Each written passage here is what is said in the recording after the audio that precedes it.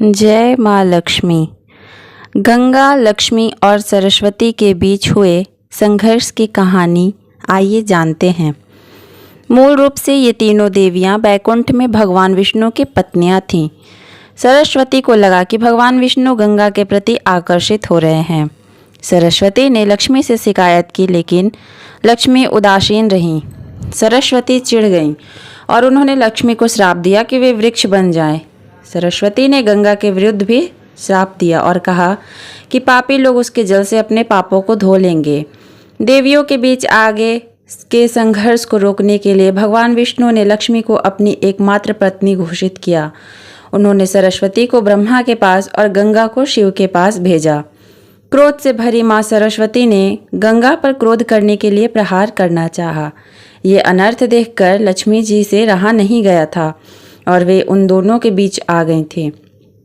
लक्ष्मी ने बीच में आकर दोनों को समझा बुझाकर शांत करने का प्रयास किया, जिससे देवी गंगा तो शांत हो गई, किंतु सरस्वती का क्रोध शांत ना हुआ।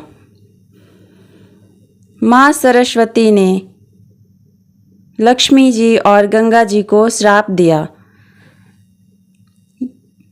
एक बार माँ गंगा ने विष्णु जी के प्रति अपना लगाव जाहिर किया, जिसकी वजह से माँ सरस्वती को गंगा का लगाव देखकर ईर्ष्या महसूस होने लगी। चलिए आज आपको पूरी कथा सुनाते हैं।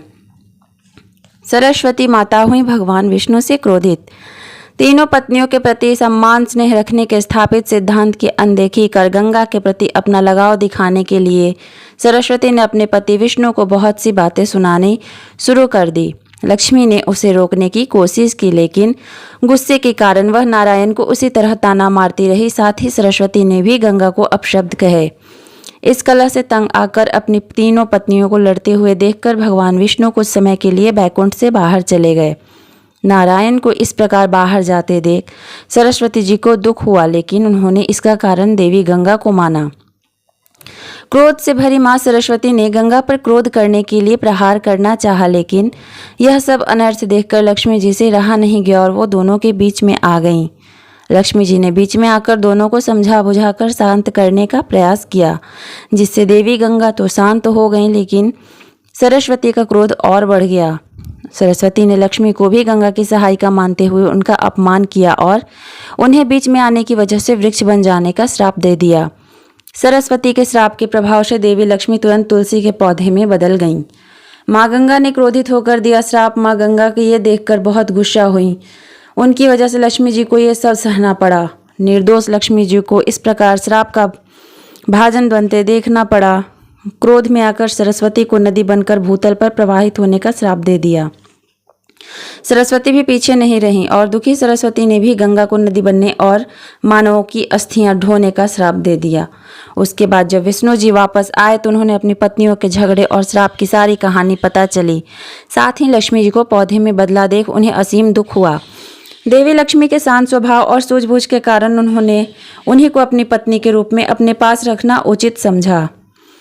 भगवान विष्णु ने गंगा और देवी सरस्वती का कर दिया त्याग। ये सोचकर कि ऐसी स्थिति पुनः आ सकती है, उन्होंने देवी गंगा और देवी सरस्वती को त्याग देने का निश्चय किया। अलगाव की अपरिहार्य स्थिति से व्यथित होकर वे दोनों डरपोक स्वरों में क्षमा मांगने लगे और शाप का शीघ्र ही निवारण करने के लिए कहने लगे। तब भगवान विष्णु ने उन्हें बताया कि गंगा पृथ्वी पर मनुष्यों के पापों की धोने के लिए अवतरित होंगी और यह नदी के रूप में स्वर्ग, भूलोक और पाताल लोक में त्रिपथगा होकर बहेंगी। साथ ही वे अंश रूप में उनके चरणों में, परम पिता ब्रह्मा के कमंडल में और महादेव की जटाओं में भी रहेंगी। सरस्वती भी उनके साथ भूतल पर ही बहेंगी और साथ ही अंश रूप में उनके साथ रहेंगी। केवल देवी लक्ष्मी ही पूर्ण रूप से उनकी पत्नी बनकर वैकुंठ में निवास करेगी। साथ ही उन्होंने शालिग्राम का रूप लेकर देवी लक्ष्मी के तुलसी रूप का भी पानी ग्रहण किया जाता है।